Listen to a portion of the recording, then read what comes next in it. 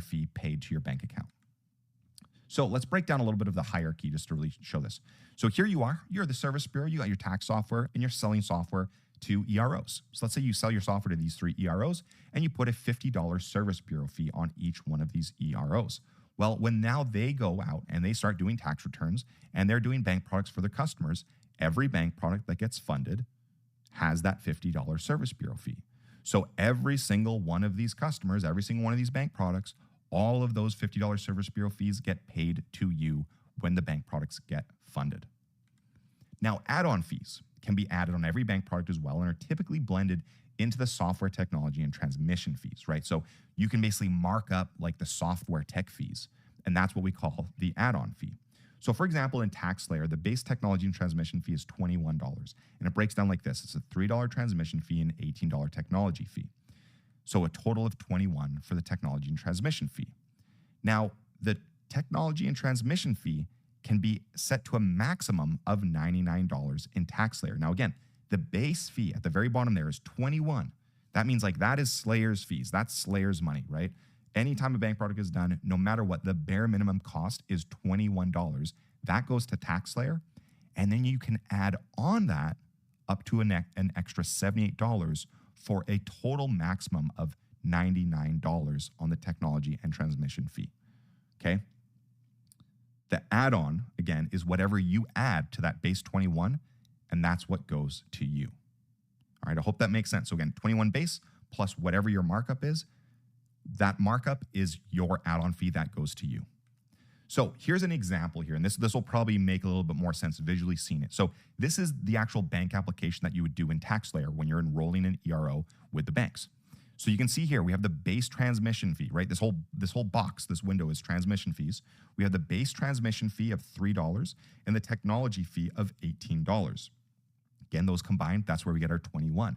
Now the other box here, this is the additional transmission fee. That, again, it's an additional fee, therefore we call it an add-on fee.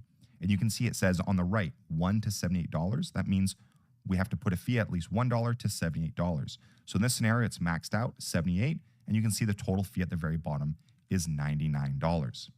Now, the other bucket that we have here is the service bureau fee. So this is, again, where you then go and put your service bureau fee, and you can see at the bottom it says up to $99.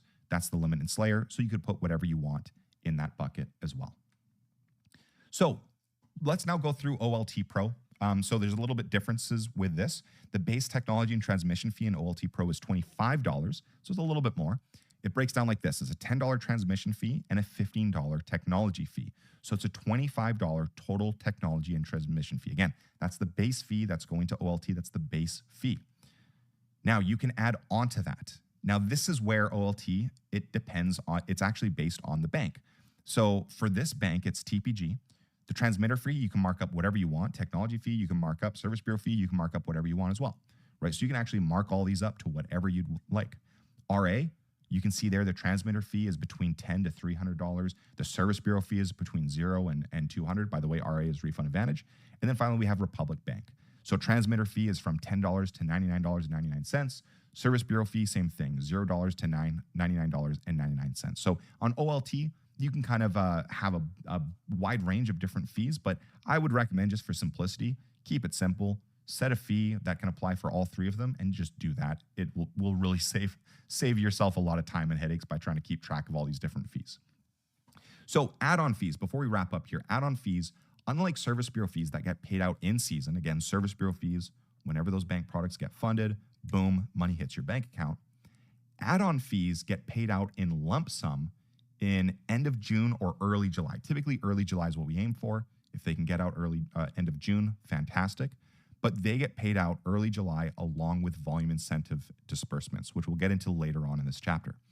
Now, we always recommend leveraging add-on fees as well as service bureau fees because having a large chunk of revenue deposited all at once in July really helps you manage your resources and your finances in business, right?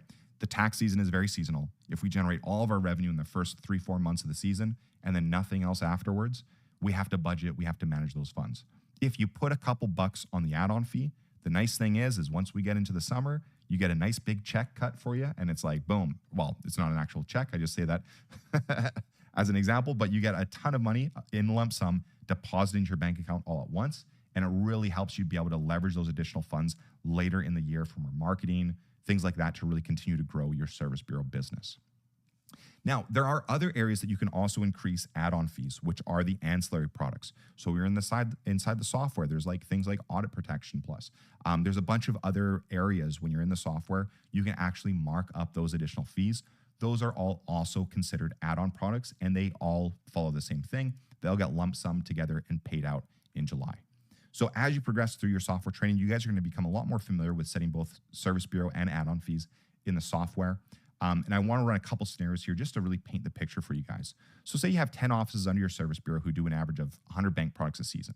Your total volume, again, 10 offices times 100 bank products a season, would be 1,000 bank products.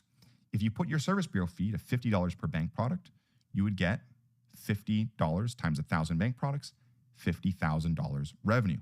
Not bad. Now let's run the same scenario, but now let's say we put an add-on fee as well. So we have a $50 service bureau and a $25 add-on fee equals $75 in total per bank product funded that goes to your service bureau. So now $75 times those 1,000 bank products is $75,000 revenue. Again, a really great way to be in your service bureau, again, is being able to go out, recruit EROs who do bank product volumes, set reasonable fees, and generate a lot of revenue on the back end. And again, this is the power of a service bureau. As long as you retain your customers, help them maintain or even grow their business, you can count on that residual revenue year after year. So guys, quick little recap here and we'll wrap up this lesson. So again, primary focus in your service bureau should always be increasing bank product volume. Service bureau fees and add-on fees create residual revenue for your business.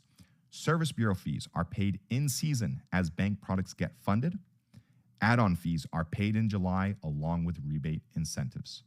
So if you guys need to, I know there's a lot of information here. Believe me, first time I really started learning about the service bureau industry and learning about all these fees, it was a bit of a whirlwind. If you need to, just rewind this video right now. You don't have to skip to the next one. Just go back, rewind it back to the beginning, maybe get a notepad and pen and just write those down. Again, the main points are on screen here, but maybe just review the video one more time if you need it. This is very, very important information that you really want to retain and master this information so you know where your money is, when your money is getting paid, and how you can set it up.